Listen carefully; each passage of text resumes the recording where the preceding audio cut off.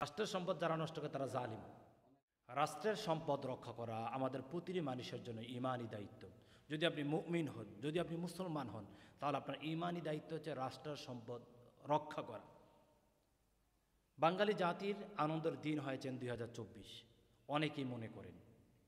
এই সময় আমরা দেখছি একটি সরকারকে হটিয়ে ছাত্র জনতা, আফাম জনতা, তাদের অসংখ্য অগণিত মানুষের রক্ত ঝরার কারণে বাংলাদেশকে তারা একটি সন্ত্রাস মুক্ত করতে পেরেছেন, একটি জালিম মুক্ত করতে পেরেছেন, একটি সুশাসন কায়েম করার সংকল্পবদ্ধ হয়েছেন সকলে মিলে।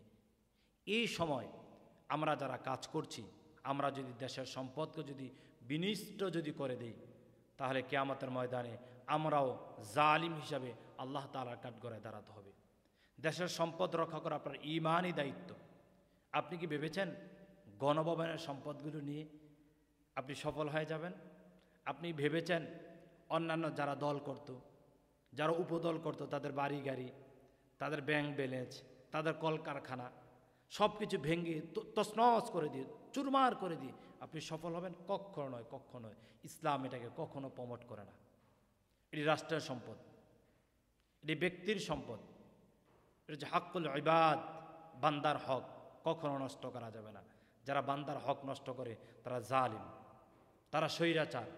এক স্বৈরাচার আপনি হটিয়ে দিয়ে আপনি নিজেই স্বৈরাচারের জন্য কাজ করছেন, এটা কখনো শোভনীয় নয়, এটা কখনো উত্তমময় কাজ নয়। তার জন্য আপনার জন্য পরামর্শ হচ্ছে, আমরা যতক্ষণ পারি রাষ্ট্রের প্রতিটি সম্পদকে আমরা নিজেদের শ্রম, নিজের অর্থ বিলীন করে হলো রাষ্ট্রের সম্পদকে আমরা রক্ষা করার ব্যাপারে সচেষ্ট হব।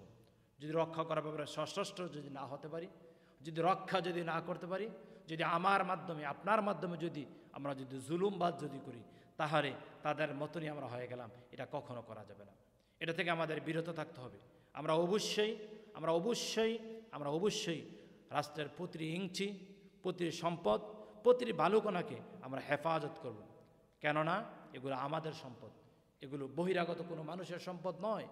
যারা ক্ষমতা থেকে চলে গেছেন এমনকি তাদেরও সম্পদ নয়। এটি আপনার সম্পদ, এটি আমার সম্পদ, এটি আমাদের সকলের মিলে সম্পদ। তাহলে আসুন রাষ্ট্রের সম্পদকে আমরা যথাযথ মূল্যায়ন করি, রাষ্ট্রের সম্পদের ব্যাপারে আমরা সচেতন হই, সতর্ক হই। যারা এই সমস্ত কাজগুলো করছেন এগুলো নিন্দনীয়, এগুলো জঘন্য, এগুলো জুলুমবাজ কাজ।